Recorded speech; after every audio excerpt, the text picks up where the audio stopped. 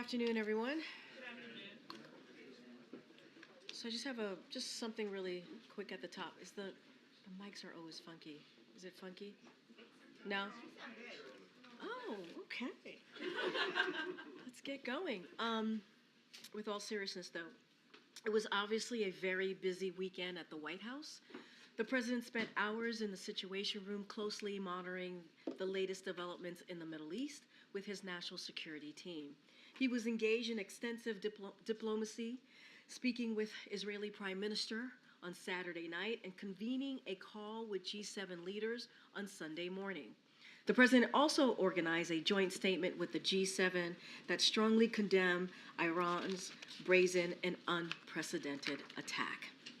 Today, the president received an updated briefing from his national security team, and as you all know, met with the leaders of Iraq and will meet with the leaders of the Czech Republic later this afternoon. With that, we have my NSC colleague, Admiral John Kirby, who's here to do a much deeper dive and also take your questions on the Middle East. Somebody's due something. Good afternoon. As you all know, and certainly Karine restated it, Iran and its proxies operating in Yemen, Syria, and Iraq also conducted an unprecedented attack on the state of Israel with over 300 weapons, including more than 100 ballistic missiles, as well as land attack cruise missiles and unmanned aerial vehicles or drones. President Biden instructed the United States to defend Israel to the maximum extent possible and defeat that attack, and we did. With the support of our partners, the United States enabled Israel to spectacularly defeat it. Despite launching more than those 300 weapons from Iran in the region, Israel and a coalition of partners were able to defeat 99% of the attacks. There was virtually no infrastructure damage to Israel. But their attack requires an unequivocal condemnation from the international community. And so, as Karine said, the president convened the G7 yesterday, and they have forcefully condemned that attack and urged for calm and de-escalation. And I'd like to take just a few minutes to correct the record on a few points that have come out in the last several hours. I've seen reporting that the Iranians meant to fail, that this spectacular and embarrassing failure was all by design. I've also seen Iran say that they provided early warning to help Israel prepare its defenses and limit any potential damage. All of this is categorically false. To coin the phrase from the president, or steal a phrase from the president, it's malarkey. This attack failed because it was defeated by Israel, by the United States, and by a coalition of other partners committed to Israel's defense. So let's be straight. Given the scale of this attack, Iran's intent was clearly to cause significant destruction and casualties. Iranian leaders launched so many missiles and other munitions because they knew that many were going to be defeated. But the aim was to get as many of them through Israel's defenses as possible. Now, I've also seen this speculation about messages passed forth and warnings. We did receive messages from Iran, and they received messages from us too. But there was never any message to us or to anyone else on the time frame, the targets, or the type of response. In fact, before yesterday, it was presumed that 100 ballistic missiles might overwhelm even the best defensive systems. That was Iran's intent, and as you all saw for yourself, it didn't work. This attack was defeated thanks to our preparations, to a coalition of committed partners, and to Israel's remarkable defensive systems. And I want to focus on that last point for just a moment. Israel today is in a far stronger strategic position than it was only a few days ago. Iran's vaunted missile program, something it has used to threaten Israel in the region, proved to be far less effective. Israel's defenses, on the other hand, proved even better than many had long assumed. Israel's defense was strengthened by a coalition of countries led by the United States and working together. The United States has never before so extensively and so directly defended Israel from attack. To ensure that that continues to be the case, the House of Representatives must urgently pass the National Security Supplemental, which has already passed the Senate with overwhelming bipartisan support. That supplemental includes funding that the president requested for the Iron Dome and David Sling systems, systems that saved countless lives this weekend and have saved many lives from Hamas and from Hezbollah rockets over the past 6 months. Passing that bill is the fastest and surest way to get Israel the aid it needs. And we must act urgently to replenish Israel's air defenses, just as Congress must act urgently to replenish Ukraine's air defenses, which also continue to be attacked every single day with the same Iranian-made drones.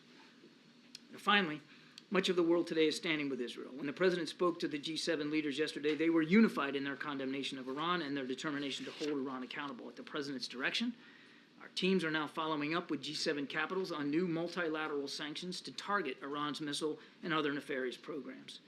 G7 countries that had yet to designate the IRGC a terrorist organization are now considering doing so.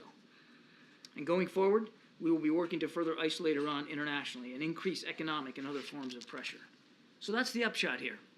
A stronger Israel, a weaker Iran, a more unified alliance of partners. That was not Iran's intent when it launched this attack on Saturday night, not even close. And again, they failed. They failed utterly. Now, as you also know, President Biden is welcoming both the Iraqi Prime Minister and the Prime Minister Peter Fiala of the Czech Republic to the White House.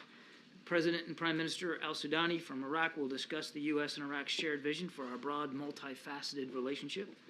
During the meeting, these leaders will reaffirm their commitment to advancing regional stability, to expanding opportunities for Iraq's people, and reinforcing Iraq's sovereignty, security, and stability. The Iraqi Prime Minister will be here for almost a week, and in that time, he will meet a range of administration officials, including both Secretary Blinken at the State Department and Secretary Austin at the Defense Department. He will have opportunities to share his priorities and vision for Iraq with a variety of audiences here in Washington and in other parts of the United States. Now, of course, the President will be taking the opportunity to discuss how we will continue to work with Prime Minister Sudani to diffuse regional tensions and to prevent Iraq from being drawn into conflict. Iraq, the President firmly believes, is central to the region's stability. And then later, as Karine previewed, he'll have a chance to meet with Prime Minister Fiala to celebrate the 25th anniversary of the Czech Republic as a NATO ally. Over the past 25 years, our alliance has grown stronger, and the relationship between our two countries have grown even closer as we've deepened defense cooperation, including through the Czech Republic's purchase of 24 F-35 fighters earlier this year. The President will congratulate the Prime Minister on legislation that Czechia recently passed, requiring it to spend at least 2% of its GDP on defense, which, as you know, is the NATO goal. The leaders will also discuss their strong support for Ukraine, and the President will thank the Prime Minister for leading an effort to help secure nearly 1 million rounds of ammunition for Ukraine. And one more thing, if you'll just bear with me, I'm almost done. Today marks the one-year conflict in Sudan. Since fighting erupted a year ago, civilians have been forced to bear the brunt of this senseless conflict. Thousands have been killed and wounded. Women and girls have been kidnapped and assaulted. Hundreds of thousands of families have been displaced. Communities and livelihoods have been utterly destroyed. And famine now is threatening to take hold. That's why the United States continues to commit resources to create conditions for a potential peace process, to hold accountable actors who are seeking to sow more violence, and to assure that humanitarian assistance reaches the civilians who urgently need it. We reiterate our calls for all parties in this conflict to lay down their weapons and put an end to this intolerable violence for the future of Sudan, but most of all for the future of the Sudanese people. Thank you. Appreciate your patience. Israel's military chief just said, quote, there will be a response to the attack from Iran. So does the U.S. have any indication of what those next steps are from Israel? We will let the Israelis speak to that. Does the U.S. expect to be consulted in advance of them taking any next steps? I won't get into our diplomatic conversations or expectations. The Israeli government will determine for themselves if there's going to be a response and what that response is going to look like. And are you able to discuss the specific roles played by other members of the regional coalition from over the weekend, specifically Jordan and Saudi Arabia, whether they helped shoot down missiles or what other actions they may have done? No, I think we'll let other members of the coalition speak for themselves. John, Israel is reportedly looking at options that would send a message to Iran but not cause casualties. Is the administration presenting alternatives to Netanyahu? This is an Israeli decision to make, whether and how they'll respond to what Iran did on Saturday, and we're going to leave it squarely with them. Their decision to make, but are you making suggestions? We are not involved in their decision-making process about a potential response. And just, is the president, does he have any plans to speak to Netanyahu again?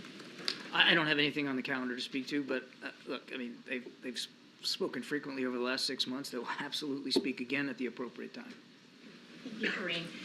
John, just one day before the attack, President Biden issued a warning to Iran, don't, and now the U.S. is not taking any part in an Israeli reprisal. So does that signal to Iran that it can defy the U.S.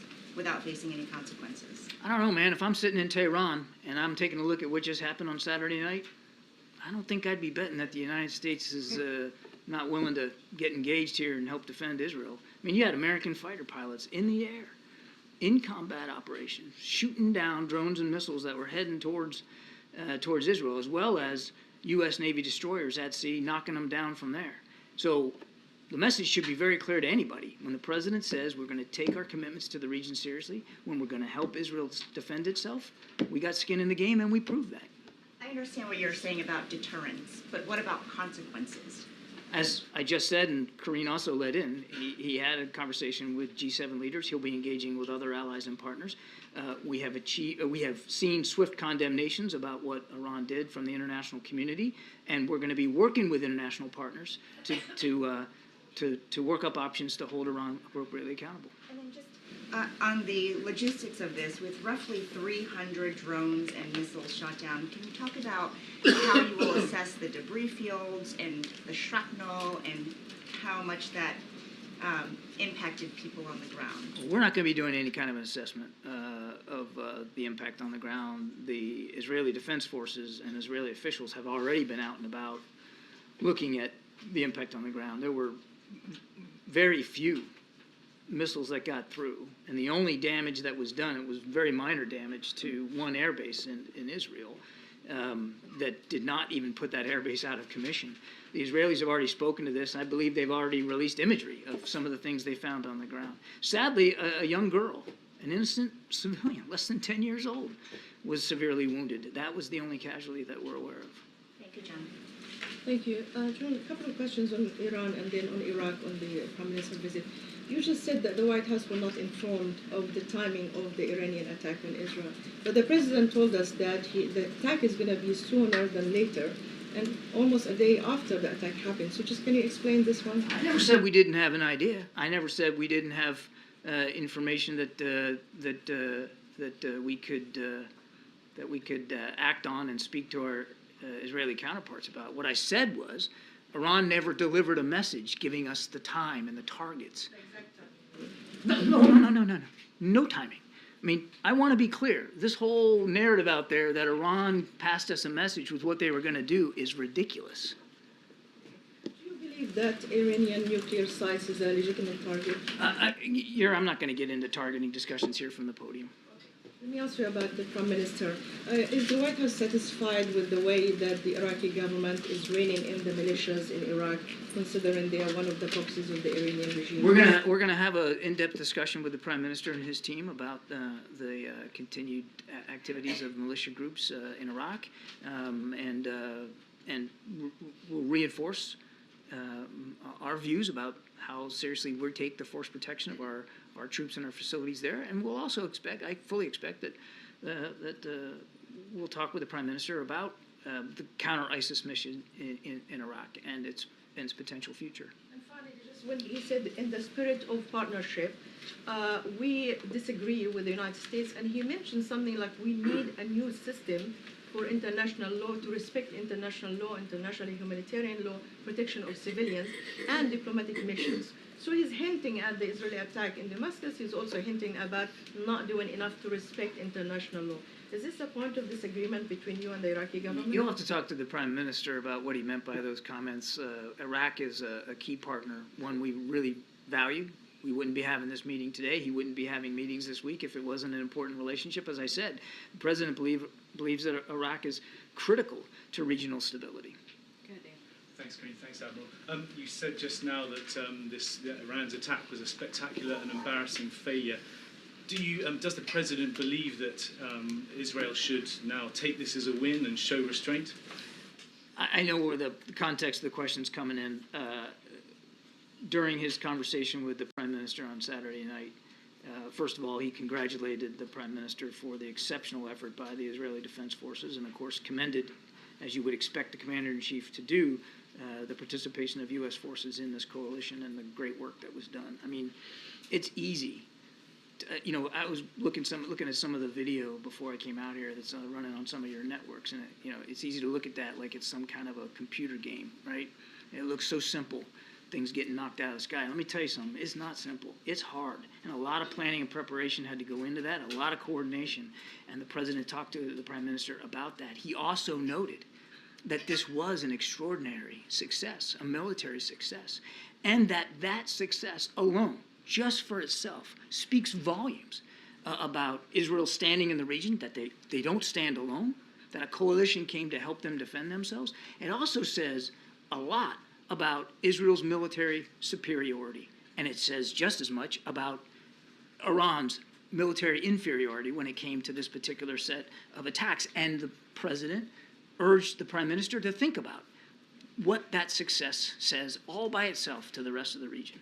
In terms of thinking about, but think about restraint, about, that maybe this should not go further, that further. All I'll say is the President, from the beginning of this conflict on October 7th, has been steadfast and consistent. We don't want to see a war with Iran. We don't want to see a broader regional conflict. We will do what we have to do to defend Israel. Does this administration believe Israel will indeed strike Iran? I mean, is it your assessment that that is inevitable at this point? That's going to be up to the Prime Minister and the War Cabinet to speak to. But your assessment of the administration? I'm not going to provide intelligence assessments from here. So as far as I know, the War Cabinet is still debating and talking about their next steps. I think I'm going to let them speak to whatever their next steps might be. And if I may also ask one question on Gaza, what is the administration's assessment of the timeline for a Rafah invasion, given the conversations that you all have been having? Again, you're asking me a question that really should be asked to the Israeli Defense Forces and the Prime Minister, not to the United States. Conversations. I just want to get a sense of, are these like ongoing conversations still? Yes, of course we're talking to the Israelis all the time. Now, obviously, in the last 48 hours, particularly, the conversation has been about what Iran did. But yes, we have continued to talk to them about what's going on down in Rafah. And we hope in coming days to be able to have yet another round of discussions with them about what their intentions are with respect to Rafah. But the focus rightly right now is on what Iran just did. On the U.S. military, given whatever the White House and President Biden know about what's going to happen next in the Middle East, are there any fresh U.S. military preparations? Fresh military preparations for? Whatever. Wide open.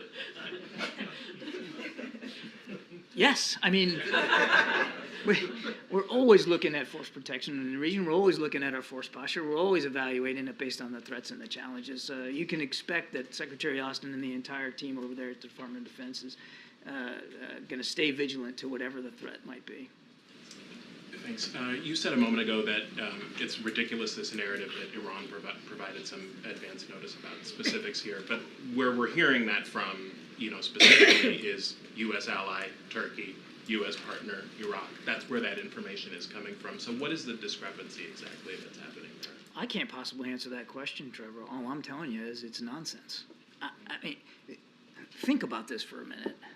Can you imagine a world in which Iran would pick up the phone and say, hey, we're about to try to schwack Israel with 300 cruise missiles and drones. We just wanted to let you know it's coming. And oh, by the way, here's what we're going to hit.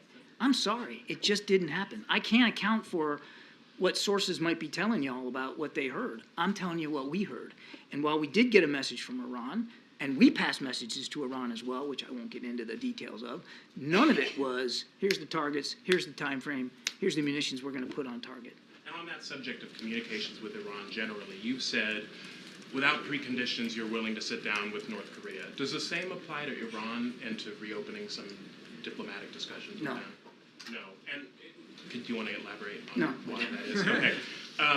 As far as sanctions in response to Iran, Iranian oil production is now higher than it was 2 years ago. Is there a reason that you aren't taking more steps against Iranian oil exports, and does it have to do with domestic political pressures around gas prices? I don't have any, as you know, we don't preview sanctions, and I'm not going to start doing that today, except to note what I said in my opening statement, that part of the discussion with the G7 leaders was the possibility of additional sanctions on Iran,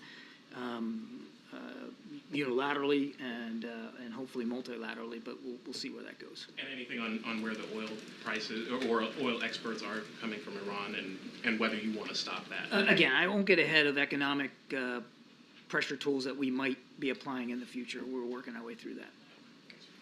A U.S. official told CNN over the weekend that the Defense Secretary Lloyd Austin asked his Israeli counterpart to notify the U.S. ahead of any potential response to the Iran attack. Is there confidence that Israel will provide that advance notification to the U.S.? I'll just tell you that we are and will remain in very close contact with our Israeli counterparts. So do you expect to get an advance notification? We will stay in close contact with our Israeli counterparts. On the hostage talks, Hamas rejected the latest proposal. The U.S. has said that Hamas has rejected the deal. But do you think Israel needs to allow Gazans to return home unrestricted, and should the IDF pull back so they can do that? First of all, we don't consider it a dead letter. As far as we're concerned, there's a viable proposal on the table, and Hamas ought to take it. And we're not letting up on the idea of negotiating for a hostage deal so we can get a ceasefire, so we can get more aid in. But that's still very much an active football in our heads. And as for movement north, what we've talked to the Israelis about is you got 1.5 million people that are seeking refuge down in Rafah. It's by far the largest concentration of Palestinians in Gaza. They need to be accounted for. Whatever kind of military operation they're thinking about doing in Rafah or anywhere else, to your point about moving north, they have to provide safe venues for them to do that. They have to provide food, water, medicine, shelter. All that has to be baked into whatever future military operations happen on the ground in Gaza. That does sound, though, like you're saying that Israel should consider allowing Gazans to move up north, which has been a sticking point in those hostages. We want to see them account for the future safety and security of the more than 1 million refugees that are now taking refuge down near Rafah, with whatever baked into whatever military plans they might have for operations on the ground. On the ceasefire negotiations, a U.S. official said yesterday that the latest proposal included almost everything that Hamas had asked for. And so how is it that the negotiations aren't at a standstill at this point? Is the U.S. planning another counter proposal? I don't know of a new proposal. There is a very good proposal on the table that CIA Director Bill Burns helped negotiate in Cairo a week or so ago that the Israelis were able to get behind. And now it's time for Hamas to step up and take that deal. It will allow for dozens of the hostages, the most at-risk pool of them, to get out, and it'll allow for about 6 weeks of a ceasefire so we can get some calm and we can increase humanitarian assistance. There's a deal on the table. That's what Hamas needs to take. And when the president spoke yesterday to congressional leaders, did he receive any sort of a commitment from House Speaker Mike Johnson to bring the bipartisan national security supplemental bill to the House floor this week? I'll let the Speaker speak to whatever his plans might be. Certainly, we heard from Leader McConnell and from Leader Jeffries about the importance of passing this supplemental and getting it on its way. And as I said in my opening statement, the fastest way. I mean, you've got two good friends here, Israel and Ukraine, that very different fights to be sure, but active fights for their sovereignty and for their safety and security. And time is not on anyone's side here in either case. So they need to move quickly on this. And the best way to get that aid into the hands of the IDF and into the hands of the Ukrainian soldiers is to pass that bipartisan bill that the Senate passed. I understand that that's your preference, the bipartisan bill that the Senate passed, but is the White House opposed to an approach that takes the issues separately? We are opposed to a standalone bill that would just work on Israel, as we've seen proposed. We would oppose a standalone bill, yes. Admiral, I know you said it was Israel's decision, but to ask it bluntly, if Israel retaliates against Iran, will the U.S. support that? To answer bluntly, I'm not going to get into hypotheticals. We don't want to see a war with Ukraine. We don't want to see a wider conflict. As the President said to the Prime Minister on Saturday night, we will continue to do what we have to do to help Israel defend itself. But you're asking me to get ahead of, as far as I know, a decision that the War Cabinet hasn't even made. But if it were to happen, does? Yeah, it's a terrific hypothetical, Gabe, that I'm just not going to entertain. Thanks. John, has President Biden considered maybe beefing up the public Iran posture to be more than just one word? You're referring to don't. Yeah. And so because he let's said talk don't, about, and they did it anyway. and let's talk So now about what we did, Peter. Let's talk about don't and did. Let's talk about Saturday night. He made it clear that he didn't want to see escalation in the region. And there was. Let me finish. He added military resources to the region right after October 7th. And then when we had an inkling that this kind of thing was coming, he added even more military resources to the region. More destroyers that were capable of shooting down ballistic missiles, a fighter squadron that was able to shoot down drones. And that's what we did. So you can talk about the don't word all you want, but let's talk about what did happen. And what did happen was Iran utterly failed. And if I'm sitting in Tehran right now, I'm betting that President Biden takes it pretty seriously when he says don't escalate. He's going to act to make sure that you can't. And they didn't. Yes, they fired an unprecedented amount of munitions, but how much of a success did they have, Peter? None. Zero. Very little infrastructure. It was an embarrassing failure for the Supreme Leader and for the IRGC. Now that we know that the Iranians do not listen to President Biden's public warnings, is there any regret here about unfreezing billions of dollars for Iranian leaders during the president's administration? What unfreezing are you talking about? He unfroze billions of dollars. For Iranian leaders? Yeah. Really? I don't think so. Okay, So you first guys of all, say it's for humanitarian purposes, but doesn't that? but you don't believe me. Well, doesn't that free up money for them to spend on other stuff? Where do you get the money for an unprecedented number of munitions to fire at Israel? So first of all, I'm betting if they're sitting in Tehran, they're taking it seriously when President Biden says he's going to defend Israel. We put skin in the game, a whole heck of a lot of it, and knocked almost everything out of the sky. So I'm betting they're taking it pretty seriously. And as for this unfreezing, none of that fund, none of those funds set up in an account, by the way, by the previous administration, goes directly to the Supreme Leader, the IRGC, can only be used for humanitarian purposes, and we're watching that account very, very closely to make sure that that's what happens. And you guys often defend all the trips to Delaware by saying the president is not on vacation, he's working, he can be the president from anywhere. So why do you have to come back on Saturday? Well, we got indications shortly after arriving. We got better, firmer intelligence and information about the specific timing of what we expected to be this Iranian attack, and the president didn't bat an eye before getting back on that helicopter and coming back. And he was here all Saturday night in the Situation Room from mid-afternoon till late at night, getting real-time updates from General Kurilla and from his defense team all throughout the night, including calling Prime Minister Netanyahu right from the Situation Room. And as Karine mentioned, on Sunday, he was right back at it again, working the G7, calling King Abdullah. I don't know what else to tell you. He had a very busy, full weekend. John, on Iran, what is the current thinking on whether Iran's Revolutionary Guard should be designated as a terrorist organization? We already have. And then just, do you have any update on getting additional humanitarian aid to the people of Gaza? You'd said last week that you had 300 trucks on Wednesday. And were the weekends events? Forgive me, I don't know if Karine might have already briefed this out to you guys, but over the last week or so, more than 2,000 trucks have gotten in. And even throughout the course of the weekend, as Israel was dealing with a quite daunting attack by Iran, they were still able to get some trucks into Gaza. So in these early days after the previous phone call with Prime Minister Netanyahu, where the president talked about the need to increase humanitarian assistance, we have seen Israel take steps to do exactly that. Now, as we've also said, it's still not enough. The need is dire. And what we're going to be doing is watching for sustained commitment to doing that over time. But thus far, there has been an increase in humanitarian assistance.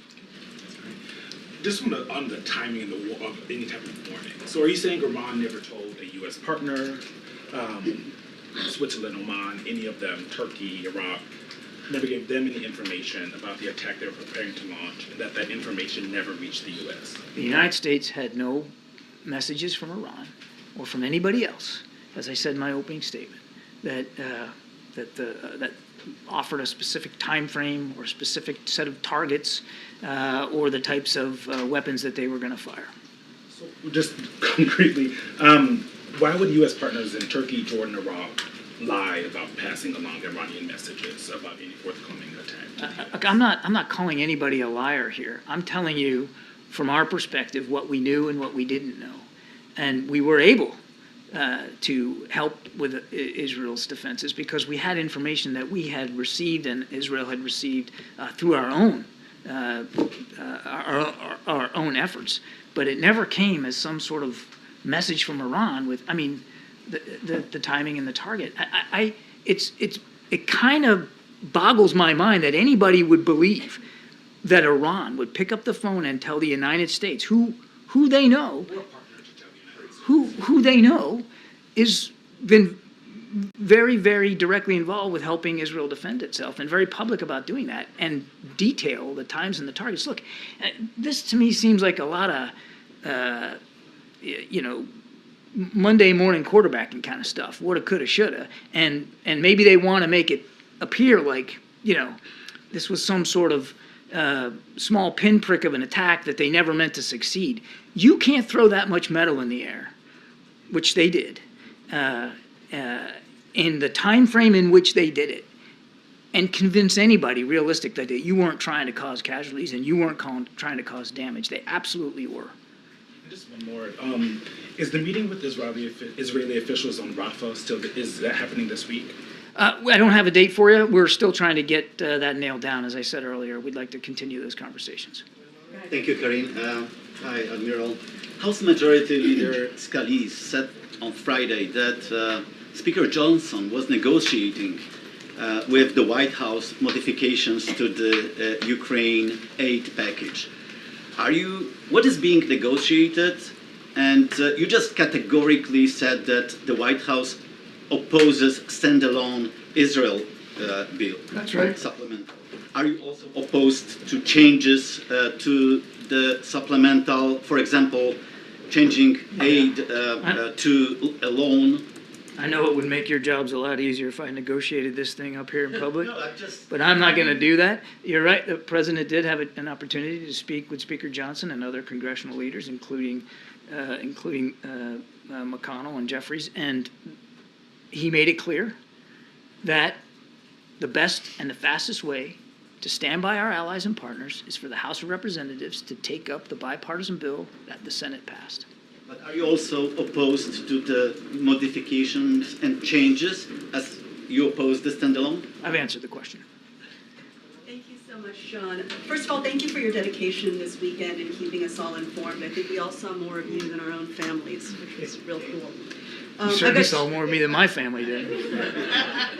I got two questions. First of all, administration officials told us on Sunday that they had help from India, China, and Iraq. Can you just detail, give us some of the details on that? And does that represent a move forward in U.S.-China relations that you were able to cooperate on in thwarting this? Yeah, as I said earlier, I think I'll let other countries speak to their participation and cooperation and the degree that they're comfortable doing that.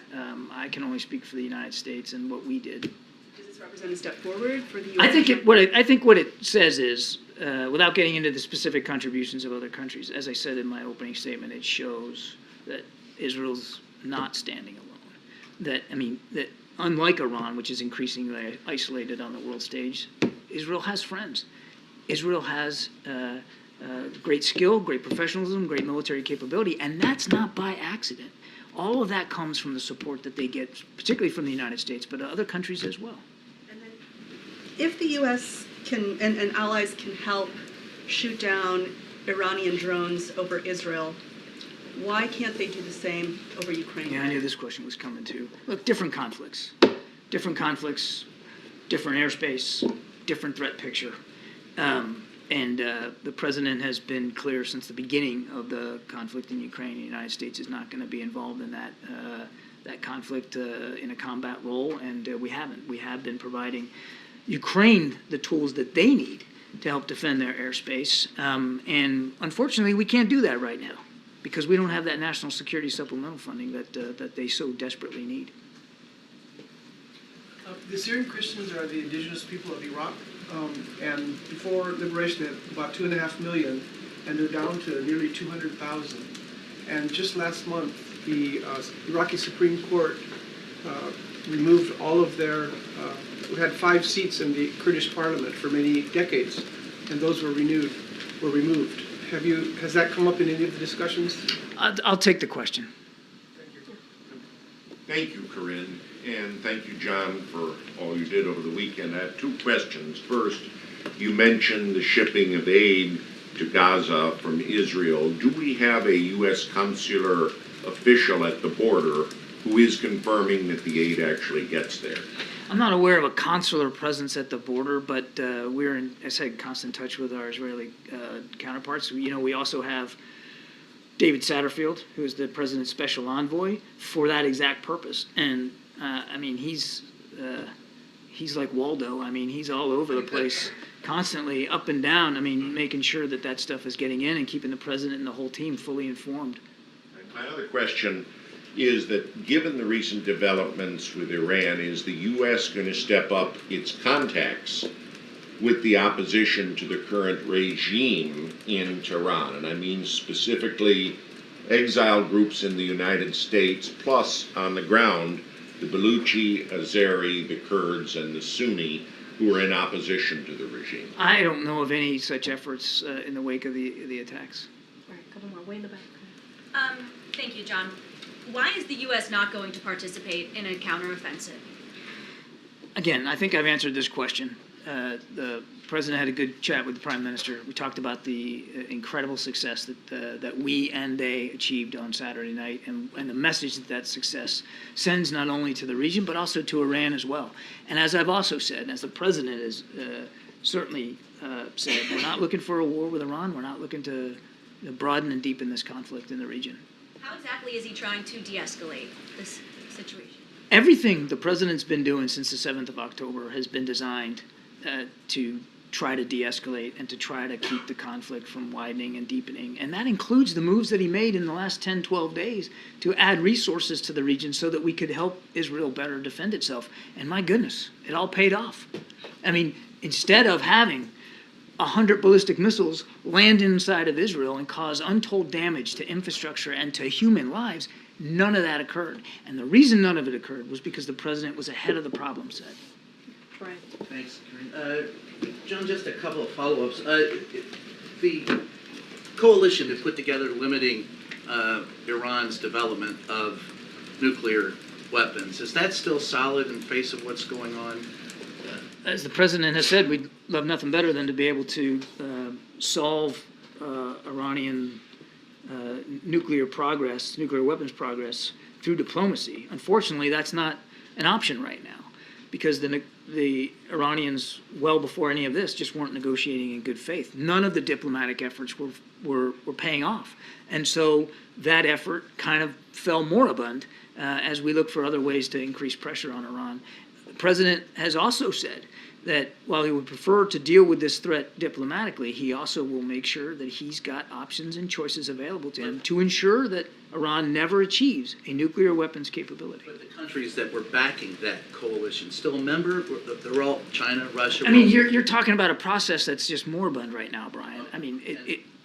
So the other follow-up, the container ship. There've been rumors. Is there the container ship that was seized by Iran, was there anything of a sensitive nature on it? Do we know what was on it? I think I'd refer you to the Pentagon on that. I don't have an update on the cargo. I want to thank you for using the word schwack and of course, where's Waldo? I'm going to hear about that one from my wife. But at the end, you understand the reason why the question about advanced knowledge, because the president did come back early, and I think you spoke I never said we didn't have an advanced sense of what I said was, we didn't get that sense from the Iranians sending us a telegram. Right. But as Peter asked, I believe, we were told, not specifics, but that something was going to occur. No. It's not about being told. I think you all understand. We have lots of tools and vehicles through intelligence and other information methods to glean a picture of what an adversary may or may not do. Now, sometimes it's right, sometimes it's not 100% right. We had a good sense of what Iran was planning to do, and we achieved that level of situational awareness on our own and working with our Israeli counterparts. The notion, the idea that Iran sent us an email or picked up the phone and told us what they were planning to do is just ludicrous. It didn't happen. I don't know how else to be more clear about it. Thank you, John, and happy tax day. Two for you here. There's been reporting that... She's right. Is that right? Yeah. Okay.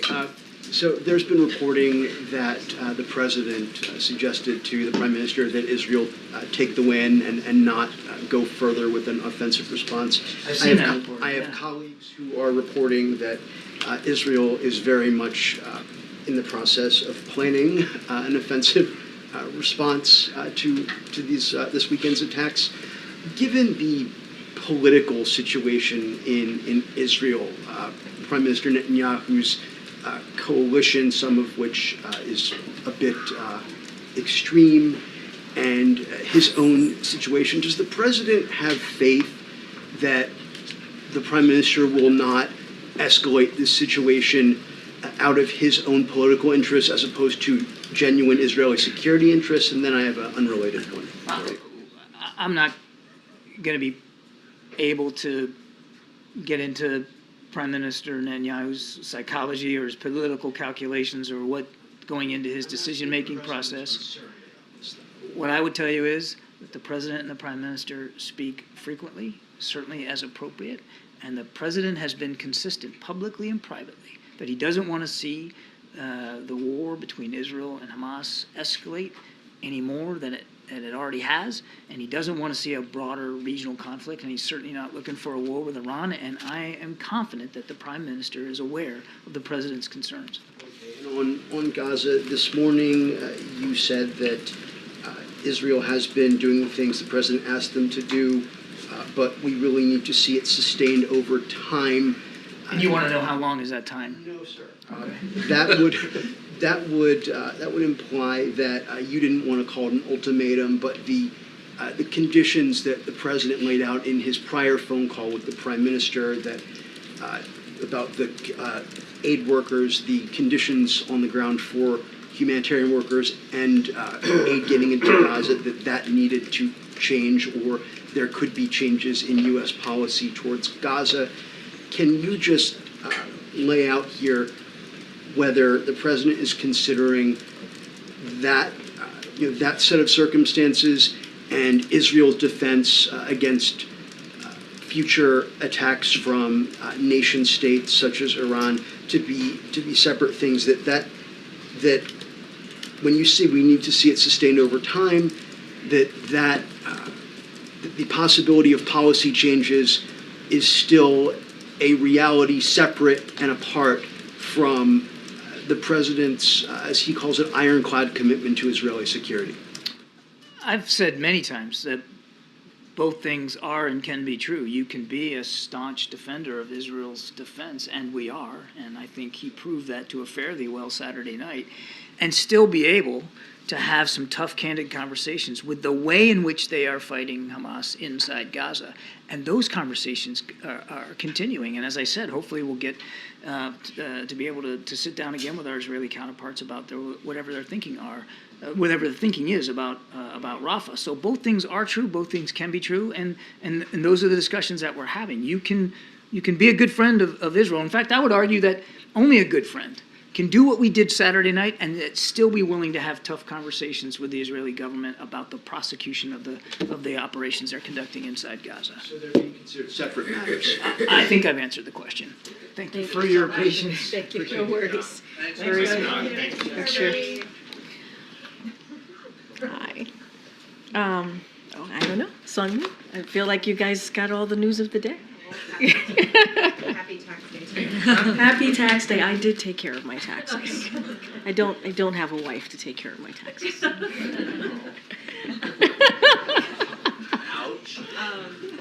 Can And you, just on the other sort of big news of the day, is the president going to be paying any sort of attention, or will be briefed on the criminal proceedings of former President Trump in New York? Well, as you know, the president is pretty busy today. He has 2 bilats, as you know, as you just saw with the Iraqi prime minister, and one with the Czech Republic.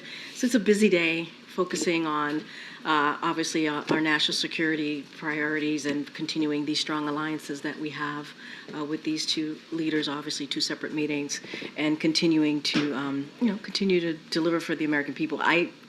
I'm sure he'll get an update at some point today, but his focus right now are the meetings that he has and what he continues to do every day. Right. And setting aside the fact that the former president is the current president's general election candidate or challenger for this year, what is President Biden and the White House's reaction to this moment in time? I mean, it is a historic occasion.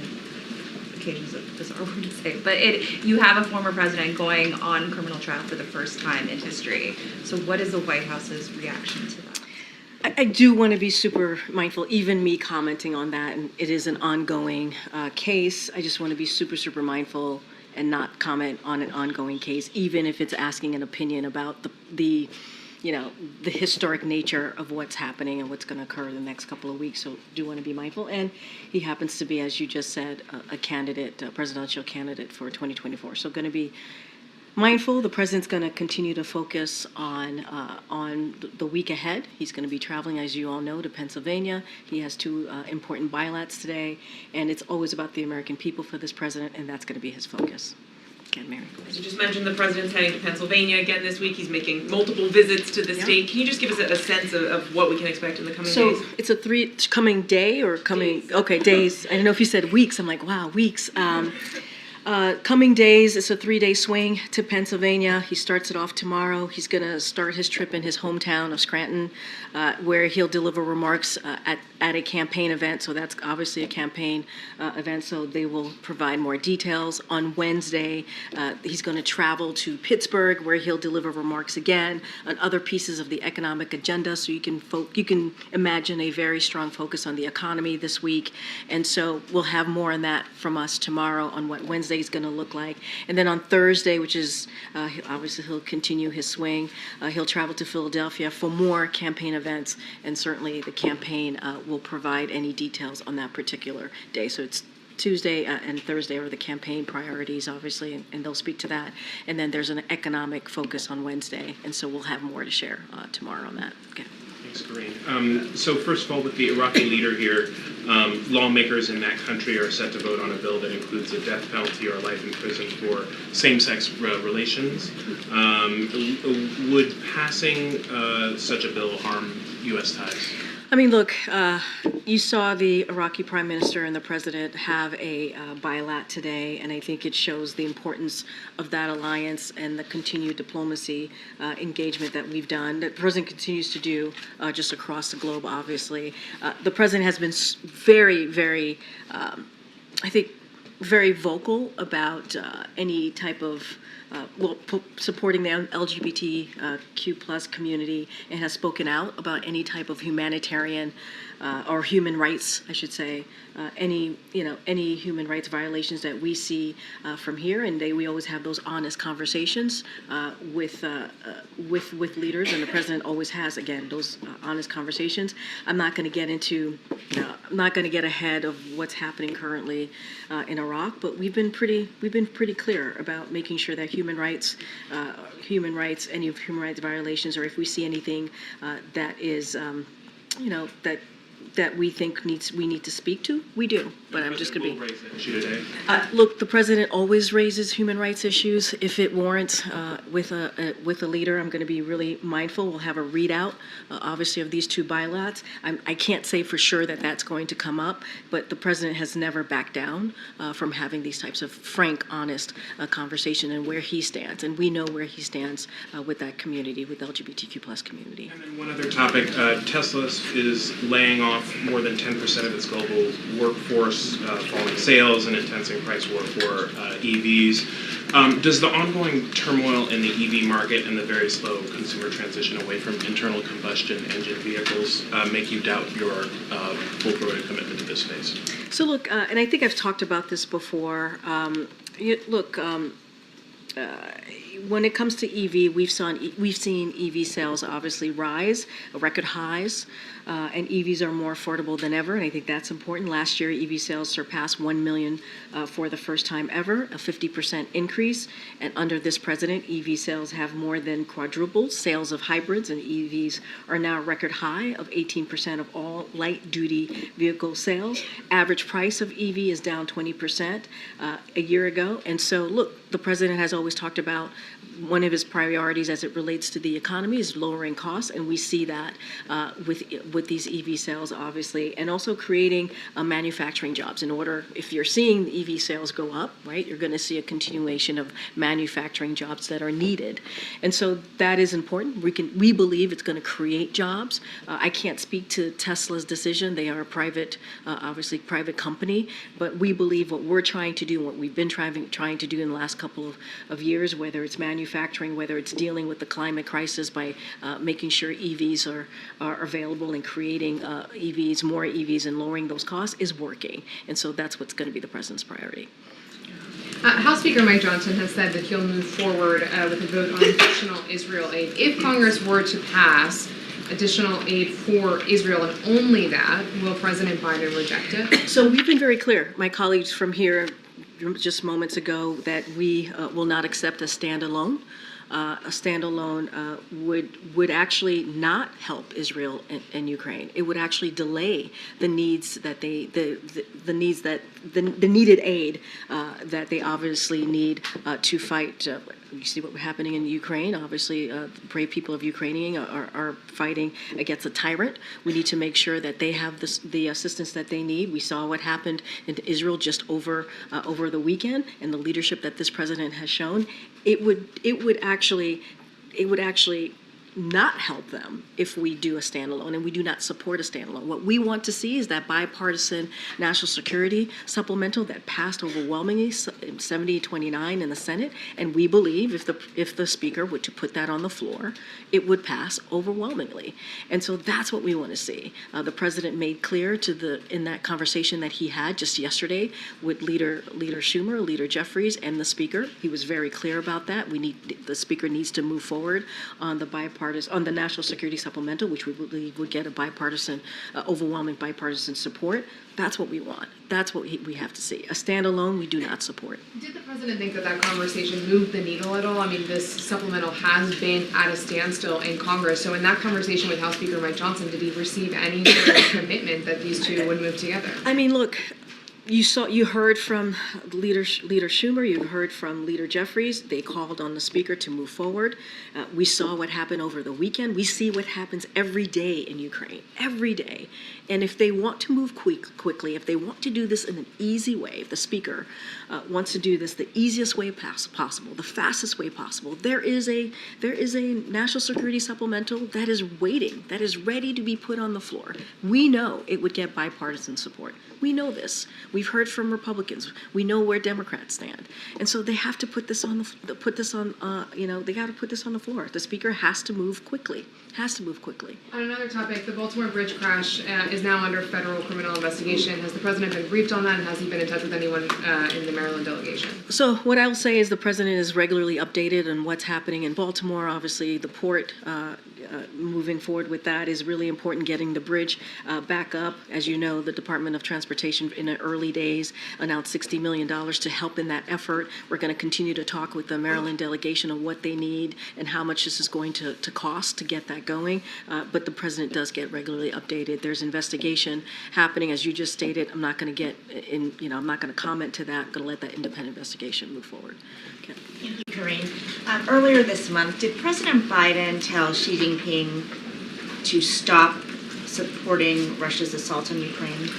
Look, I'm not going to get into diplomatic conversations. We had a readout of that call that he had about 10 days ago with President Xi. It was an important call. It was a continuation of their summit that they had in San Francisco a couple of months ago. And so I'm just not going to get ahead of or go into details about private conversation. I think the president and we have been very clear.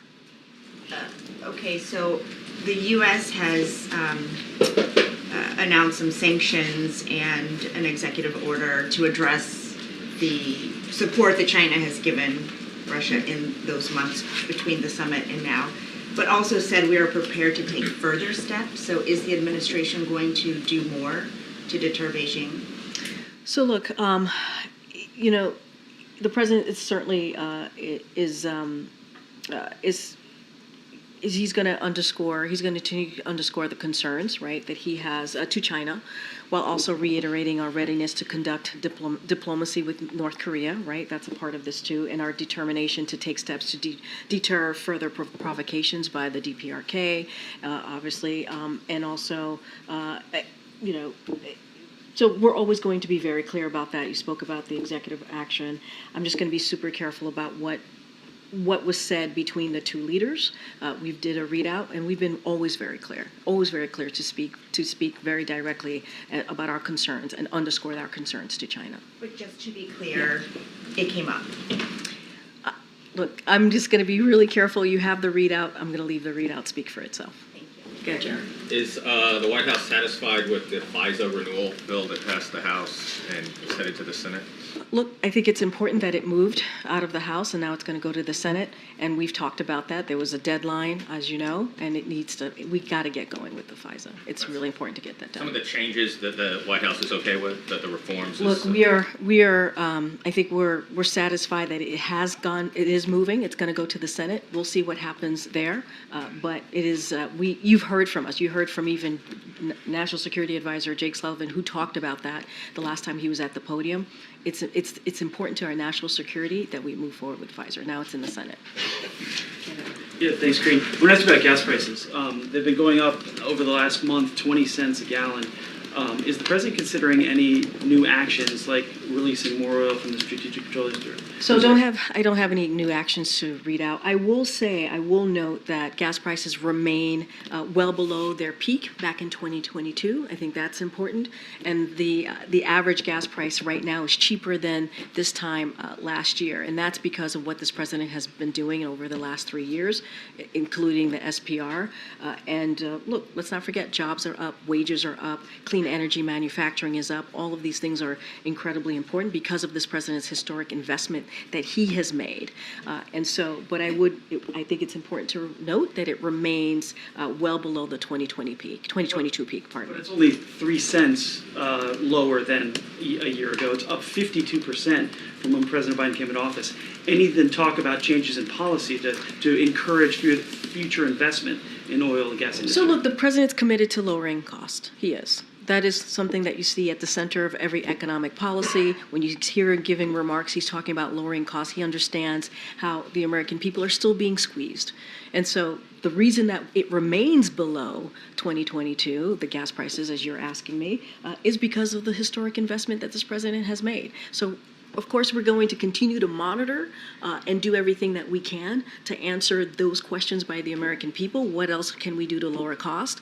But it is important that it is cheaper. It is cheaper to get gas than it was a year ago, and that's because of what this president has been doing, because of the historic investment that he's taken. Thanks, Karine. Is there, follow up on that, is there any indication that when the president asked for the richest Americans to pay their fair share, that inflation and the rise in gas prices are linked to that request? Say that one more time. Do you think that the rise in prices of gas and inflation, which is still rising, is linked to the president's request that the richest Americans pay their fair share? Look, here's what I will say. The way we see the economy is very different than the way Republicans see the economy, and how we make sure we have an economy that works for all. Making sure that the wealthiest among us, the billionaires and corporations, pay their fair share we believe is the way to go here, not putting that burden on everyday Americans. That's an economic policy that we believe in, and a policy that builds the economy from the bottom up, middle out, not trickle down. And so we're going to continue to lower costs, and we're going to ask those billionaires and corporations to actually pay their fair share. That's something Americans want to see. That's something Americans want to see. As it relates to inflation, we look at a trend here, and we have seen inflation moderate over the past several months. And that's important as well to note. But look, we see it very differently. We want to make sure we're protecting Social Security, Medicare, Medicaid, lowering costs. Republicans don't want to protect that. And they want to give billionaires and corporations a tax break. That's not how we see this. Yeah, sure. Earlier there was reports that the administration, or at least the Department of Justice, and they haven't commented on it, may have reached the courts or are reaching out to Julian Assange for a plea deal. Any update from you guys here as to whether or not there would be a pardon or you would support a plea deal? That's a Department of Justice question. But the president. That is a Department of Justice question. I'm not going to get into. Responding to it. So I would refer you to Department of Justice. Go ahead. Thank you. So this week, a ton of people will be here for the National Cannabis Policy Summit, and there's currently still a patchwork of state marijuana laws to regulate the drug safety, including whether there are traces of lead in products. Since marijuana is still illegal at the federal level, but becoming more common at the state level, is the administration doing anything to try to improve safety regulations of products or any consideration of legalizing marijuana moving forward at the federal level? So I will give you a little bit of an update. So as you all know, the President asked Secretary of HHS and the Attorney General to initiate the administrative process to review how marijuana is scheduled. HHS has concluded their independent review guided by the evidence. The scheduling review is now with DOJ, and any input should be certainly directed to them at a time and in a manner they say is appropriate. So this is a matter at this point, now that HHS has completed their review, it's in the Department of Justice, and they can speak to where marijuana rescheduling is at this point. All right, go ahead. Thanks, Good job. Karine. I'm just wondering, looking backwards, the 2020 election cycle, so you're not impacting the upcoming election cycle. But looking backwards. Okay, see where this is going. No, you actually don't know where it's going. No, I didn't say that. I said, let's see where this is going. I have no idea where this is going. I have no clue. I know you will. I know you will. In 2020, do you think that the American electorate was helped by seeing Donald Trump and Joe Biden on the same stage at the same time? Now I know where this is going. At a presidential debate. Was that helpful, do you think, in terms of people making that decision? That's a question for the American people. I can't speak to that from here. I can't. And 2020 was a different time. It was a different time. And looking ahead to this upcoming election cycle, do you think it would be helpful to see these two candidates who are in a rematch? So slick. So slick. Also competing against each other at a presidential As the debate. president would say, you can't kid a kidder. What I will say is that is a question for the campaign. They will gladly, I'm sure, take that question. All right, everybody. Thank you so much. Thanks for your patience. I know it was a long one.